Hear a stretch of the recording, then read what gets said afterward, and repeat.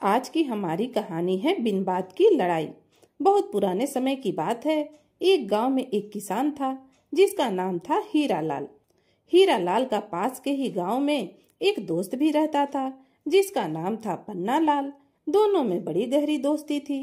बहुत दिन हो गए हीरा लाल की पन्ना लाल से मुलाकात नहीं हुई थी।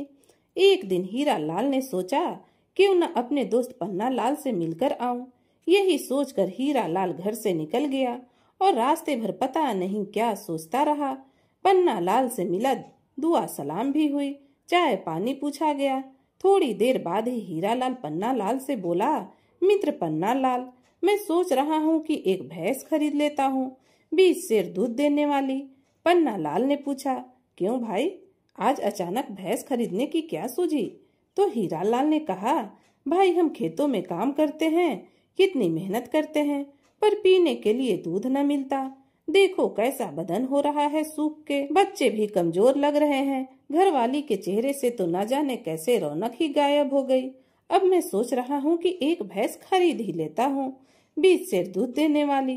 भैंस घर में आएगी, दूध दही की जैसे नदियाँ बहेगी। सारे दिन छाछ मट्ठा घर में रहेगा और कुछ मट्ठा मैं पड़ोसियों में भी बांट दिया करूँगा। पन्ना लाल ने कहा, हाँ मित्र, सही सोचा, तुम एक भैंस ले ही लो, कभी कभी थोड़ा दूध या मट्ठा हमारे मुंह में भी आ जाया करेगा। अब पन्ना लाल की बात सुनकर हीरा लाल को तो अच्छा ना लगा। बोला, क्यों भाई, मेरी भैंस का दूध मट्ठा तू क्यों पिएगा?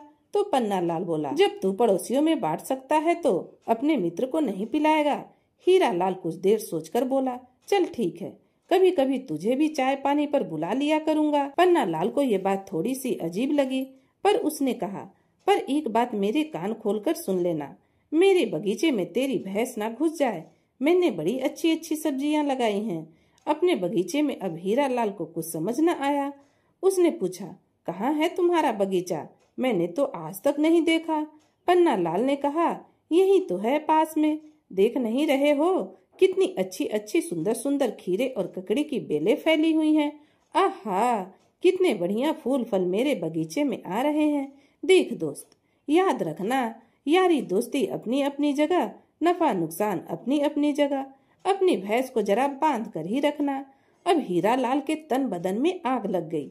अभी तो भैंस खरीदी भी नहीं और तुझे मेरी भैंस से जलन होने लगी। अरे भैंस है तो चारा चरने बाहर जाएगी ही ना, तो क्या हो गया, अगर बगीचे में घुस भी गई तो घास खाकर वापस आ जाया करेगी। पन्ना लाल ने कहा, ना भाई ना, घास के साथ वो मेरे फल सब्जी को भी खा जाएगी। देख नहीं रहे हो कितनी सुंदर सुंदर बेलें फैली हुई हैं, सबका सत्यानाश कर देगी। बड़ी मेहनत से मैंने बगीचा बनाया है। हीरा लाल को अब गुस्सा आ गया था। बोला, क्यों भाई, अपने बगीचे में बाड़ लगा कर रखना, मेरी भैंस नहीं आएगी। अगर बाड़ नहीं लगाई तो मेरी भैंस तो जरूर आएगी। पन्ना लाल ने कहा, अच्छा, तुम्हारी भैंस अगर मेरे बगीचे में घुस गई ना तो उसकी टांगे तोड़ दूंगा। दोनों दोस्त गुस्से में आग बबूला हो गए। जहाँ इतने प्यार से मिल रहे थे, अब वह दोनों एक दूसरे का कॉलर पकड़कर लड़ाई करने लगे। एक दूसरे पर दोष आरोप लगा रहे थे। हीरा लाल बोला, अच्छा, तू मेरी भैंस की टांग तोड़ेगा और मैं चुपचाप खड़ा देखता रहूंगा? देख, अगर तूने मेरी भैंस को मारा तो मैं तेरे बगीचे को उखाड़ कर फेंक दूंगा। पन्ना लाल ने कहा, ठीक है, तो मेरे बगीचे को जरा हाथ लगा कर दिखा। अब हीरा लाल की बारी।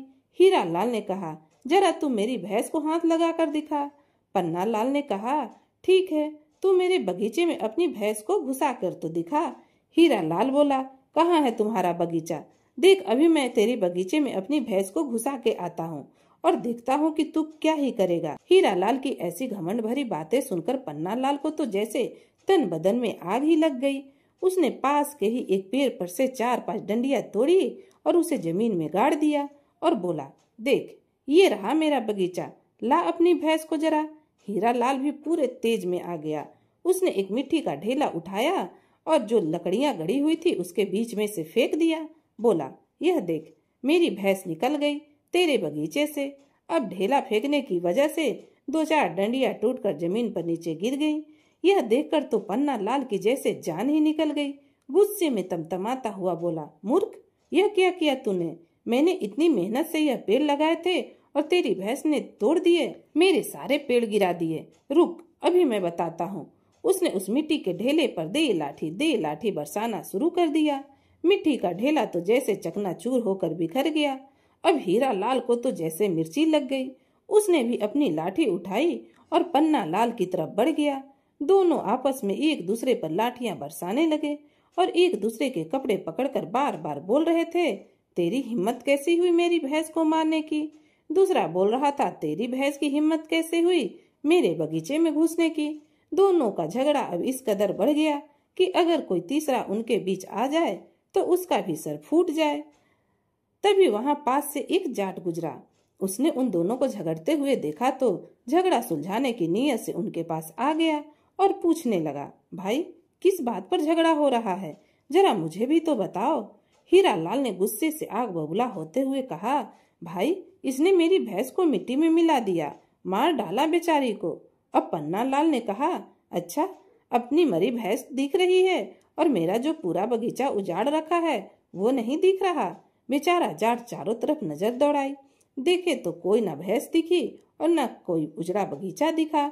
जब जाट को बहुत देर तक कुछ समझ न आया तो उसने उन दोनों से कहा, भाई साफ साफ बताओ कि क्या हो रहा है और माजरा क्या है, तुम्हारा कोई फैसला करे भी तो कैसे करें, पहले पूरी बात बताओ।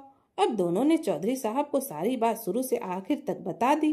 चौधरी साहब मन ही मन मुस्कुराए कि देखो कैसे कैसे लोग इस दुनिया में रहते हैं। भैंस खरीदी नहीं, बगीचा लगा नहीं और लगे दोनों लड़ने। कुछ देर तो चौधरी खड़ा खड़ा सोचता रहा। फिर उसने दोनों से कहा, भाई हीरा लाल और पन्ना लाल, तुम दोनों बाद में लड़ना, पहले तुम दोनों मुझे 5-5 हजार रुपया दो। अब दोनों आश्चर्य से देखने लगे कि चौधरी क्या बोल रहा है। दोनों ने पूछा, क्यों भाई, तुम्हें मैं पैसे क्यों दूं? तुम्हारी भैंस मेरे घर में घुस गई और मेरी घरवाली को टक्कर मार दी। पता है सर में पूरे 4 टाके आए हैं और खून भी काफी बह गया।